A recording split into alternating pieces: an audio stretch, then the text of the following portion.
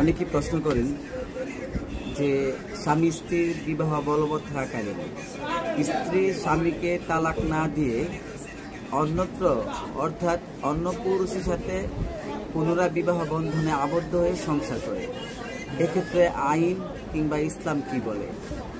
Actually কথাটা পরিষ্কার করার আগে আরেকটা কথা বলে দিই, ইসলামিক যে বিধান সেটাই কিন্তু আইন, ইসলামিক লটাই মুসলিম আইন।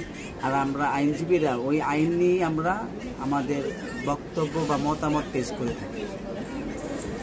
কোনো কারণে অথবা অনেক সময় আমরা দেখি স্বামী স্ত্রীর সম্পর্ক বলবৎ রয়েছে, কিন্তু স্ত্রী পরকীয়ায় আসক্ত অথবা অন্য কোনোভাবে অন্য পুরুষের সাথে বিবাহ বন্ধনে আবদ্ধ হয়ে সংসার করে।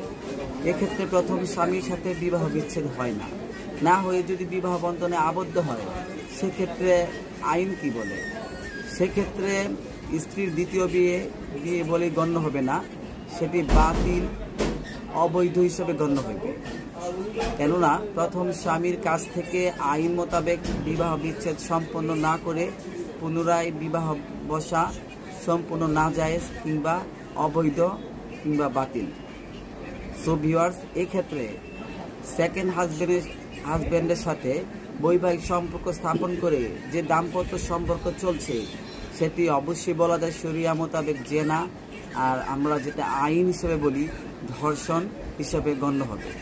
যেটা পরকীয়া সেটা আমরা অনেকেই জানি, যেটা মহামারী হিসেবে বর্তমান প্রেক্ষাপটে ধারণ করেছে, সেটা সম্পূর্ণই অনেক বড় একটা পাপ। এবং প্রথম স্বামীর কাছ থেকে ডিভোর্স না নিয়ে আমরা যদি পুনরায় বিবাহ বন্ধনে আবদ্ধ হই সেটা ধর্ষণ কিংবা পাপ হিসেবে গণ্য হবে, সেটা কখনো বিবাহ হিসেবে গণ্য হবে না। সো প্রিয় ভিউয়ার্স, আপনারা যদি এই বিষয় সম্পর্কে আরও বিস্তারিত জানতে চান তাহলে অবশ্যই এই ভিডিওর কমেন্ট সেকশনে আপনার মতামত জানাবেন। ধন্যবাদ।